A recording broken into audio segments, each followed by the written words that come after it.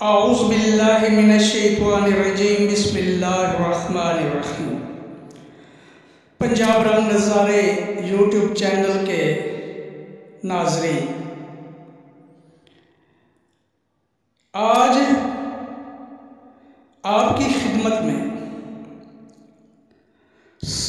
امام حسین علیہ السلام کے قافلے یعنی اسیران کربلا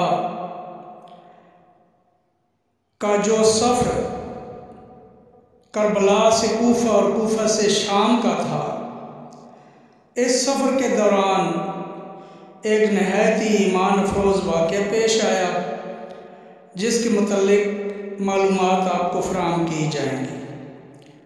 تاریخ دان لکھتے ہیں کہ حضرت امام حسین علیہ السلام کی شہادت سے ایک جانور اور ایک انسان نے فائدہ اٹھایا۔ جانور شیر بتایا جاتا ہے اور انسانوں میں ایک عیسائی راہب ہے۔ تو آئیے معلومات کی طرف چلتے ہیں۔ اسیران کربلا کا سفر کربلا سے کوفہ اور پھر کوفہ سے شام کی طرف جاری تھا۔ یہ سفر اسیران کربلا کے لیے نہایت ہی تکلیف دہ تھا، مگر انہوں نے صبر و استقامت سے ڈٹ کر یزیدیوں کا مقابلہ کیا اور ہر جگہ پر حضرت زینب سلام اللہ علیہا نے طاغوتی طاقتوں کا نہ صرف ڈٹ کر مقابلہ کیا بلکہ خطبات بھی دیے۔ بالخصوص دربار یزید میں جو خطبہ دیا وہ ہمارے لیے اور بالخصوص ہماری خواتین کے لیے مشعل راہ ہے۔ چونکہ میں نے آپ کو سفر شام کے دوران پیش آنے والا ایک واقعہ بتانا ہے، تو کوفہ سے شام کے سفر میں جہاں جہاں پڑاؤ کیا جاتا، یزیدی شہر یا قصبے کو سجاتے اور فتح کا جشن مناتے اور لوگوں کے سامنے حضرت امام حسین رضی اللہ تعالیٰ عنہ کو ایک باغی کے طور پر متعارف کراتے۔ جب رات ہو جاتی تو نیزے سے سر مبارک کو اتار کر ایک صندوق میں رکھ دیا جاتا اور صبح ہونے پر آگے کا سفر سر مبارک کو نیزے پر چڑھا کر شروع کیا جاتا۔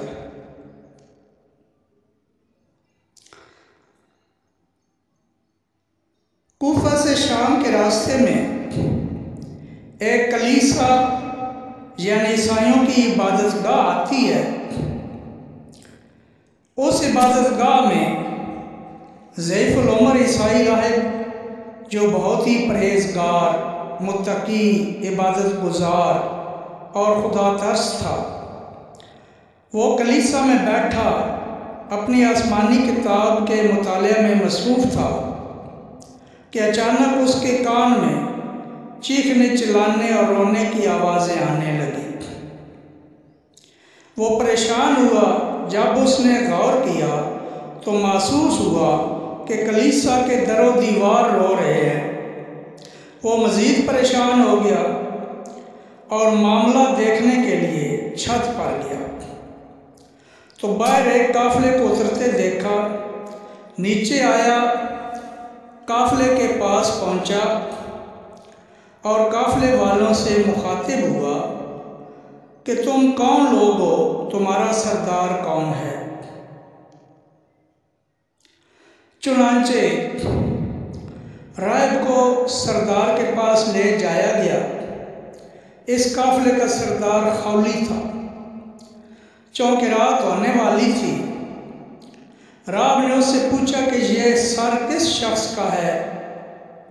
تو خولی نے کہا کہ یہ سر حسین ابن علی جو ہمارے رسول صلی اللہ علیہ وآلہ وسلم کے نواسے ہیں ان کا ہے۔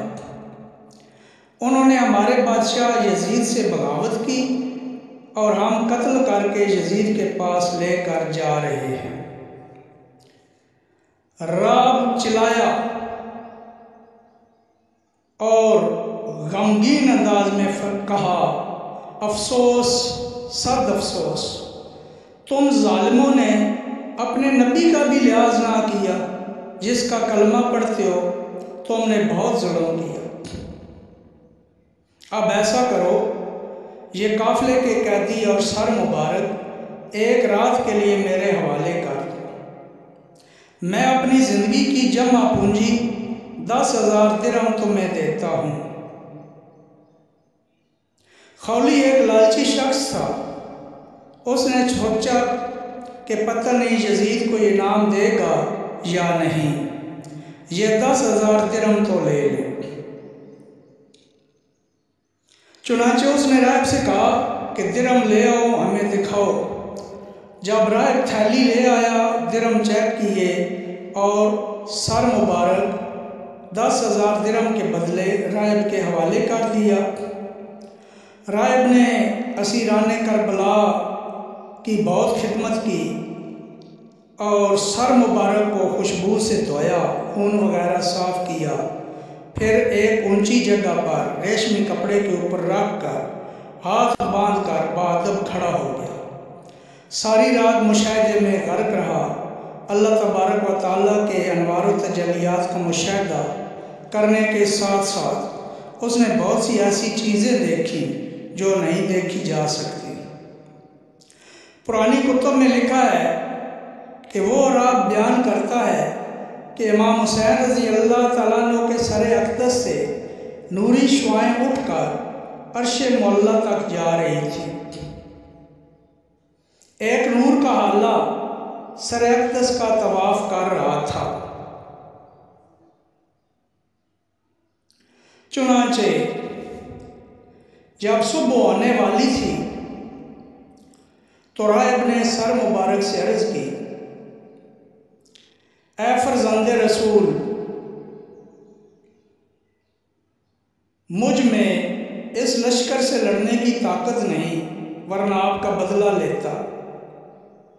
آپ سے یہ عرض کرتا ہوں کہ اپنے نانا جان اللہ کے آخری نبی سے میری شفاعت کے لیے سفارش کرنا۔ چنانچہ سر اقدس سے آواز آئی، اے راہب، تم نے میری عزت و توقیر کی اور اہل بیت کی خواتین کی عزت و توقیر کی، ہم ضرور نانا جان سے سفارش کریں گے۔ چنانچہ اس راہب کی زبان پر بے اختیار کلمہ شہادت جاری ہو گیا اور اس نے اسلام قبول کر لیا۔ راہب نے سر انور یزیدیوں کے حوالے کیا، وہ اگلے سفر پر روانہ ہو گئے۔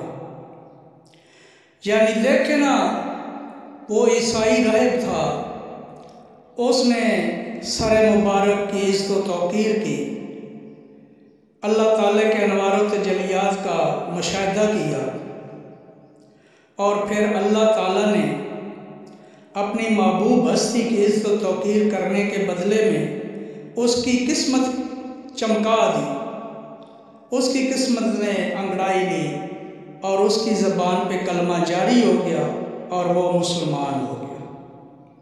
اس نے اس شہادت سے یہ فائدہ اٹھایا۔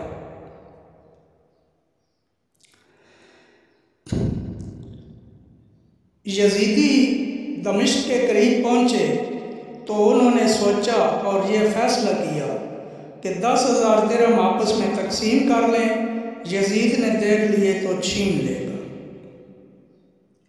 جب انہوں نے تھیلی کھولی تو وہ درہم ٹھیکری بن چکے تھے۔ ایک طرف سورہ ابراہیم کی آیت لکھی تھی جس کا ترجمہ ہے، ظالم جو کچھ کرتے اللہ تعالیٰ کو اس سے بے خبر مت سمجھو، اور دوسری طرف سورہ شعراء کی آیت لکھی تھی جس کا ترجمہ یہ ہے، عنقریب ظلم کرنے والے جان لیں گے کہ وہ کیسی بری جگہ لوٹیں گے۔